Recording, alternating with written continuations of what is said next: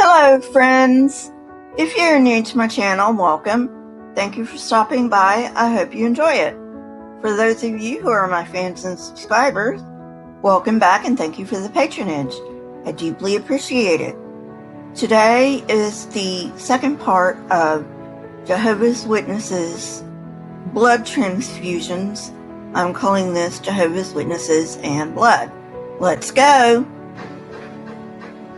Again, I am deeply sorry to anyone who has lost loved ones due to this organization, either by disfellowshipping or because of this horrendous blood policy.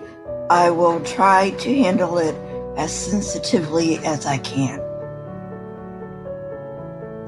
JWs are under the impression that medical science has engineered non-blood substitutes because of them. This is simply not the case. Substitutes have been developed since the late 1800s, before the Watchtower policy even existed. These substitutes are necessary for a variety of reasons, including the fact that blood is in short supply. As an analogy to the logic behind the blood policy, let's take the Genesis account of the fall of man. God said, "If you eat of the tree of the knowledge of good and evil, you will die." Would it have been acceptable had Eve only eaten the peel?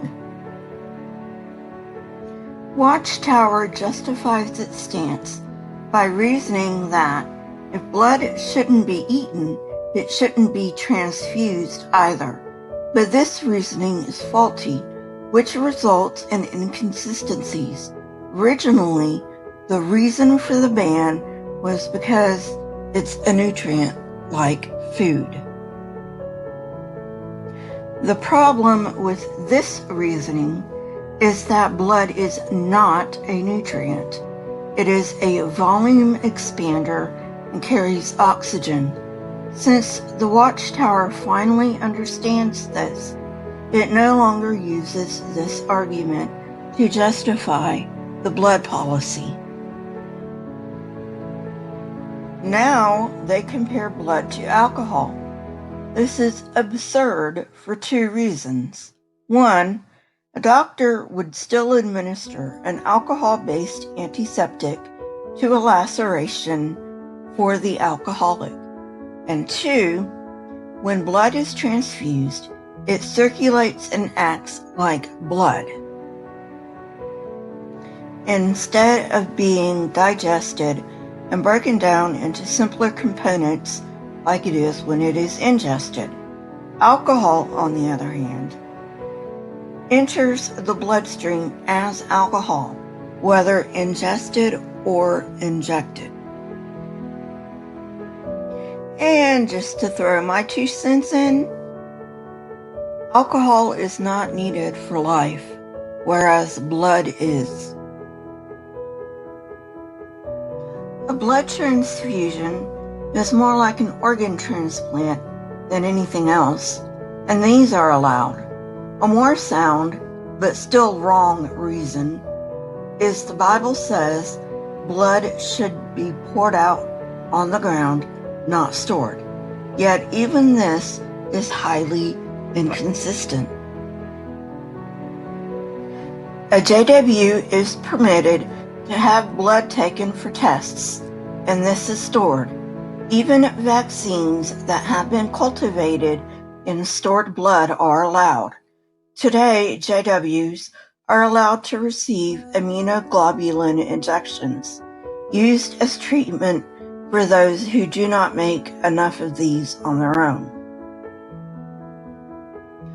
One injection of immunoglobulin is equal to about 3 liters of blood because it is taken from a pooled supply, since antibodies are likely to be present if there are enough samples. In the 1950s, accepting blood transfusions was a matter of conscience for individual witnesses.